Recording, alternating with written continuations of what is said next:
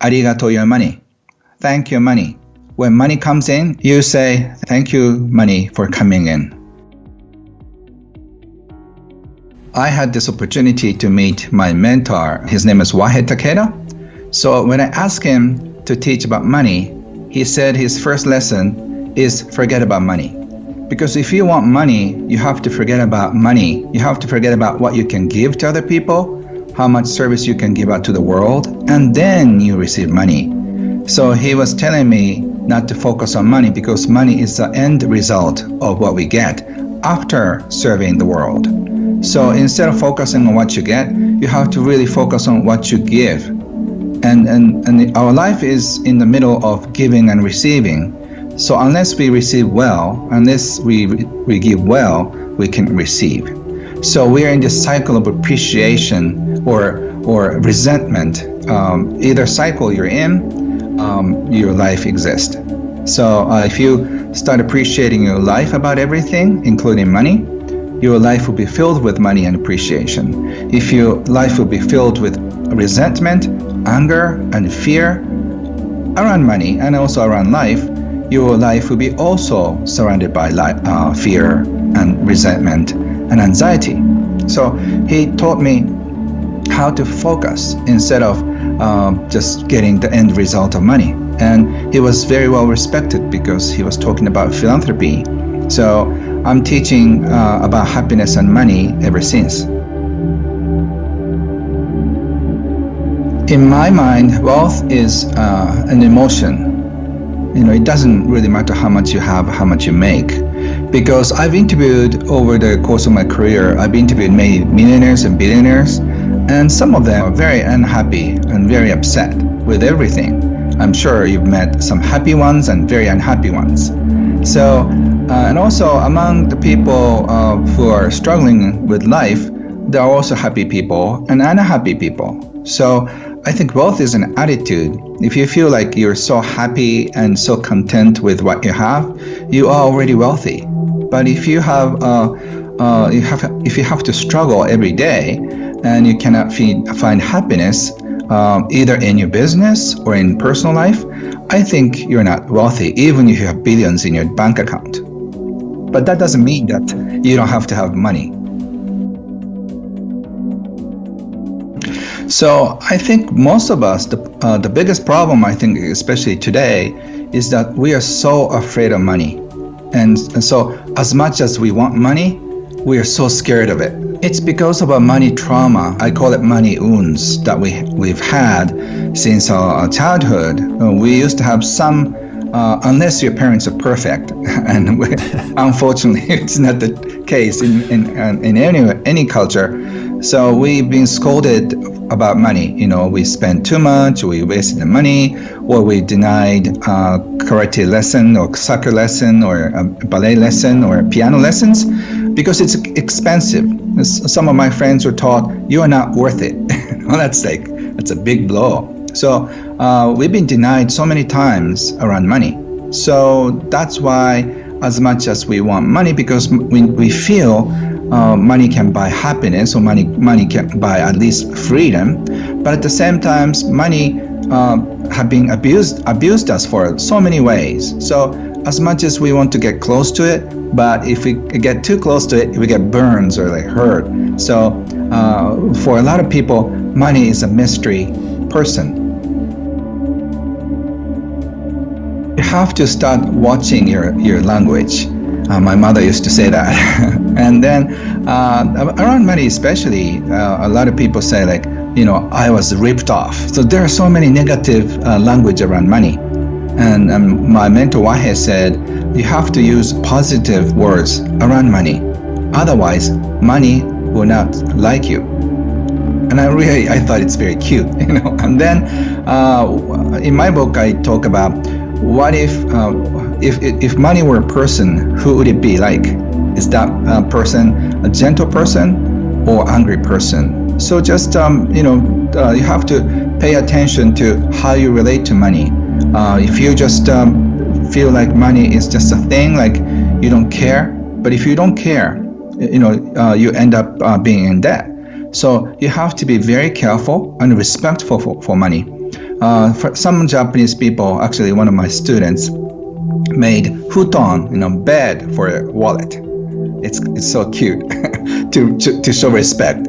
While I rest, please, money and credit cards, please rest here too. So it's like a little bed, like a cat bed, and then you're supposed to put your wallet into the bed. So it's just a metaphor, but unless you show respect to money and the money coming in, money going out, both ways, you cannot feel peaceful around money, especially this hard time of economy. You have to really pay close attention to your emotions. And most of us are so controlled by anxiety and fear around money.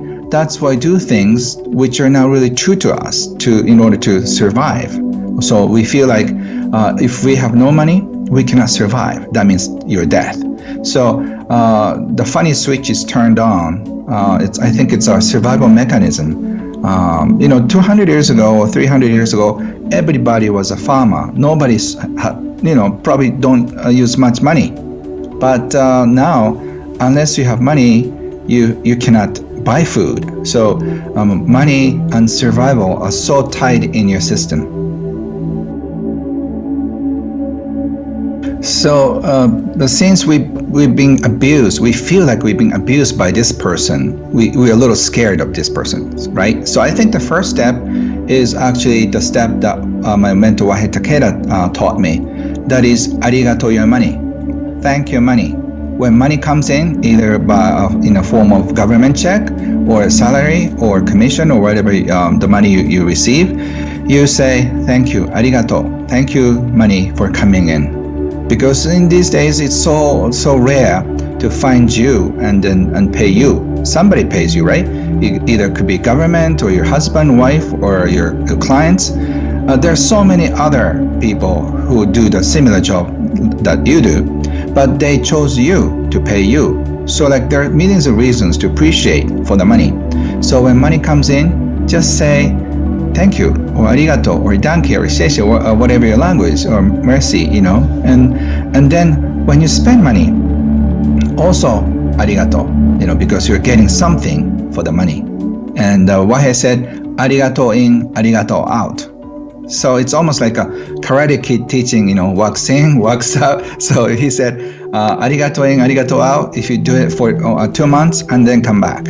So I wanted to have some stock tips or investment tips, or I expected something different. But the thing I got is arigato in, arigato out. And I practiced for 2 months and I felt genuinely happier. So I recommend anybody, just try it at least, because it doesn't cost you anything. And once you start appreciating money coming in, money going out, you start appreciating about other things. So this arigato in, arigato out opens a door to a new life, which is full of appreciation. And I think we definitely need that. Wahe said, appreciation melts fear and anxiety. So if you start and if you keep appreciating money coming and going out, you cannot worry about money at the same time, because a human mind can focus one thing at a time. So Wahe has a very interesting, unique trick of changing our wire in our brain. So once you start appreciating, it's so funny, because one of my students said, oh gee, Ken, I forgot to worry about money for a week because you focus on appreciation. Once you start appreciating, your life shifts too. For example, one of the readers on my book, she was a single mom with a low-paying job. She was working as a secretary. And then she came to me and she used to complain about her low-paying job. But after reading my book, she changed her attitude and she started appreciating about life and boss. And she realized that she didn't have a college degree, but she was hired as a secretary. So that's a big reason to appreciate her boss. Before, she was always complaining about him. And I think the feeling really probably came across to her boss. And she got a big raise in a few weeks. Once you start appreciating your boss, your clients, they appreciate you back. So in my 20s, the reason why I was successful was I was a little unique in so many different things. For example, when I was doing accounting consulting, I divided my clients to two groups. One, I do regular job. The other, I always bring something whenever I got to meet them, just a herb tea, Japanese tea, like a book, or just not super expensive. So in 6 months, I got so many referrals from the gift giving groups. I didn't ask for any clients, right? But they gave me so many referrals. And the second, group, not so much. So I recommend everybody to start giving more, something a little extra, not like 30% more, but something to show your appreciation. And it doesn't really matter if you're a florist or cleaners or business lawyers or a dentist. If you start giving something, you get more. So this is the law, I think. If you give more, you receive more. And then there is one more extra reason to appreciate about. So your life would shift. So your whole energy would be so different and so content. And I think people want to do business with happier people. People don't want to go with people who are very depressed. So the people with the radiance of appreciation often attracts more people and more opportunities.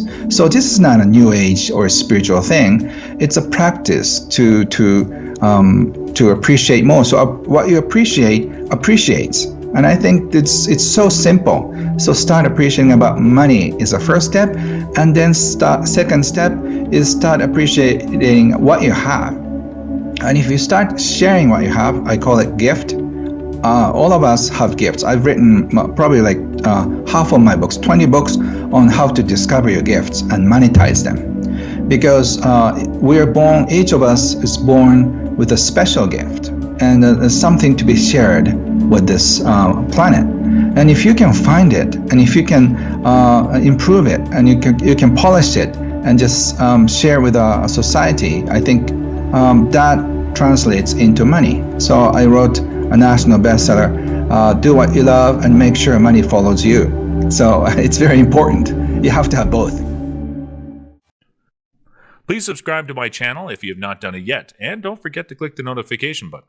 I hope you guys learned and enjoyed this video. Thank you, and have a great day.